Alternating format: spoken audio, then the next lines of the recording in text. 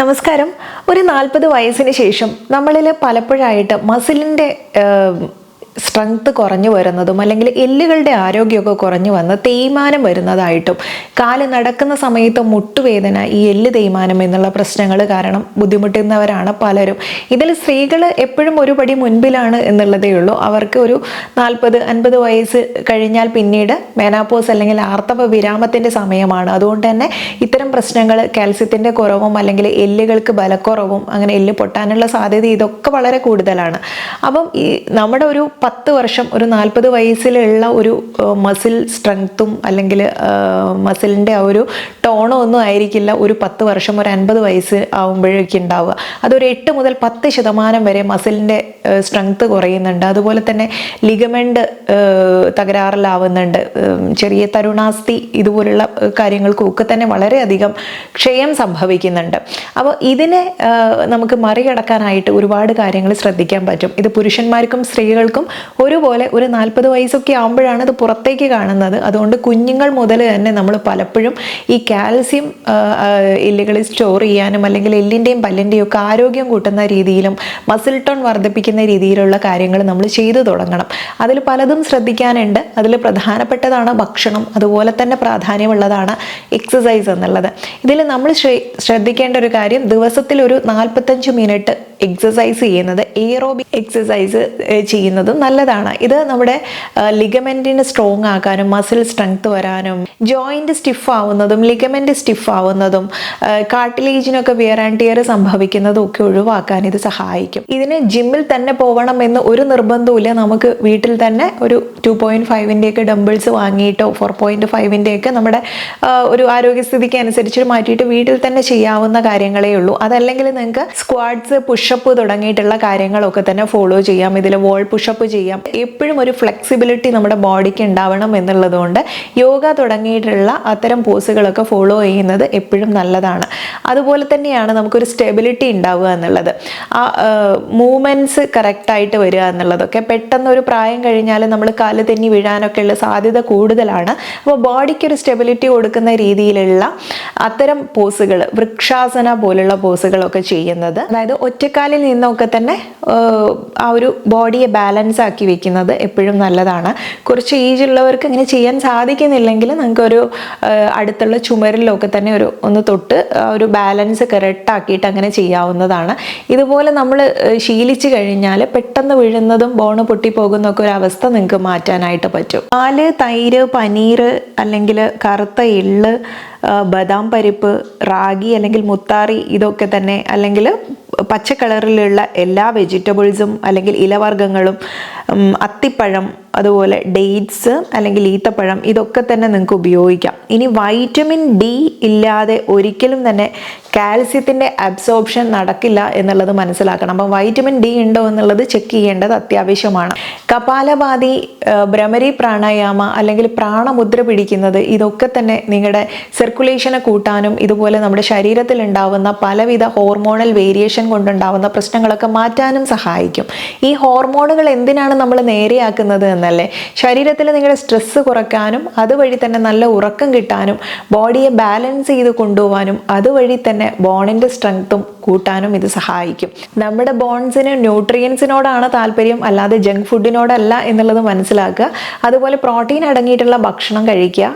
ഇനി അതുപോലെ അതിൽ തന്നെ ദാലും, മുട്ട, നട്ട്സ്, ഇതൊക്കെ ഉൾപ്പെടുത്താം. ഇനി മഗ്നീഷ്യം, സിങ്കും അടങ്ങിയിട്ടുള്ള സീഡ്സുകൾ, സൺഫ്ലവർ സീഡ് തുടങ്ങിയിട്ടുള്ള സീഡുകളും ഗ്രെയിൻസ്, ധാന്യങ്ങളൊക്കെ തന്നെ ഉൾപ്പെടുത്തേണ്ടതുമുണ്ട്. എക്സസ് ആയിട്ട് മധുരം അടങ്ങിയിട്ടുള്ള സോഫ്റ്റ് ഡ്രിങ്കുകൾ, അതായത് ശീതളപാനീയങ്ങൾ ഒക്കെ കുറയ്ക്കുന്നതും ആൽക്കഹോൾ ഉണ്ടെങ്കിൽ അത് ലിമിറ്റഡ് ആയിട്ടും അല്ലെങ്കിൽ സ്മോക്കിംഗ് ഒഴിവാക്കുന്നതും വളരെ നല്ലതാണ്. പിന്നെ നമ്മുടെ മനസ്സും ബോണും തമ്മിലൊരു കണക്ഷൻ ഉണ്ട്. ഈ സ്ട്രെസ്സ് നമ്മുടെ ബോണിനെ വീക്കാക്കും, ഡയറക്റ്റ്ലി തന്നെ വീക്കാക്കുന്ന ഒരു കാര്യമാണ്. അതുകൊണ്ട് സ്ട്രെസ്സ് കുറയ്ക്കുക. സ്ട്രെസ്സ് കുറച്ച് കഴിഞ്ഞിട്ട് ഒരു 7-8 മണിക്കൂർ ഉറങ്ങാൻ ശ്രമിക്കുക.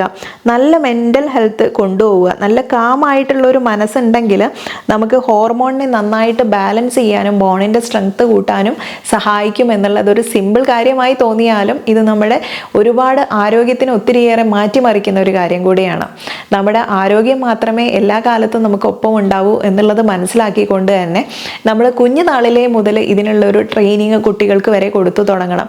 അതല്ലാതെ ഒരു 30 വയസ്സിന് ശേഷം തന്നെ 40നോട് അടുക്കാറായി എന്നോർത്തിട്ട് ചെയ്യേണ്ട ഒരു കാര്യമല്ല ഇത്. ഇനി അങ്ങനെ തോന്നി തുടങ്ങിയവരാണെങ്കിലും ഇപ്പോഴെങ്കിലും ഇത് ശ്രമിക്കുക. ഇത്തരം എക്സസൈസുകൾ, നമ്മൾ കഴിക്കുന്ന ആഹാരങ്ങളും ഒക്കെ ഒന്ന് ശ്രദ്ധിക്കുക. എല്ലിൻ്റെ ആരോഗ്യത്തിന് കാൽസ്യം ആവശ്യമാണ് എന്നുള്ളത് അറിയുന്നത് പോലെ തന്നെ വൈറ്റമിൻ ഡിയും ആവശ്യമാണ്.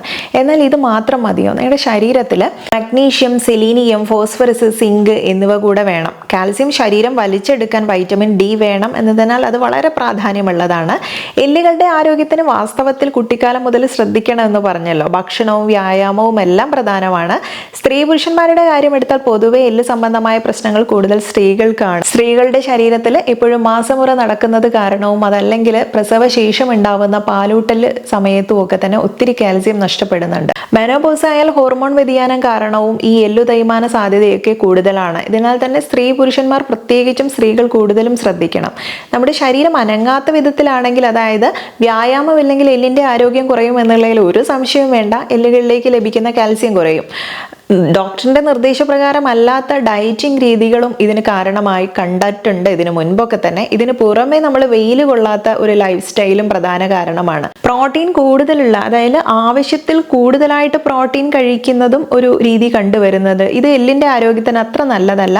അമിതമായി പ്രോട്ടീൻ കഴിച്ചാൽ ശരീരം കാൽസ്യം പുറന്തള്ളും. ഇതുപോലെ ഉപ്പ് കൂടുതൽ കഴിച്ചാലും കാൽസ്യം പ്രശ്നം ഉണ്ടാകും. കാരണം സോഡിയം പുറന്തള്ളുന്നതിന്റെ കൂടെ കാൽസ്യം കൂടെ കിഡ്നി പുറന്തള്ളപ്പെടും. ഇത് കാരണം മൂത്രത്തിൽ കല്ല് പോലുള്ള പ്രശ്നങ്ങളൊക്കെ ഉണ്ടാവാൻ സാധ്യതയുണ്ട്. കാൽസ്യത്തിന്റെ ഇത്തരം പ്രശ്നങ്ങൾ വരുമ്പോൾ സ്വാഭാവികമായിട്ടും നമുക്ക് എല്ല് തേയ്മാനവും അതുപോലെ വേദനയും ഒക്കെ ഉണ്ടാവാനും സാധ്യത കൂടുതലാണ്. അതുകൊണ്ട് തന്നെ ഈ പറഞ്ഞിട്ടുള്ള രീതിയിലുള്ള എക്സസൈസുകൾ ഫോളോ ചെയ്യുന്നത് എപ്പോഴും നല്ലതാണ്.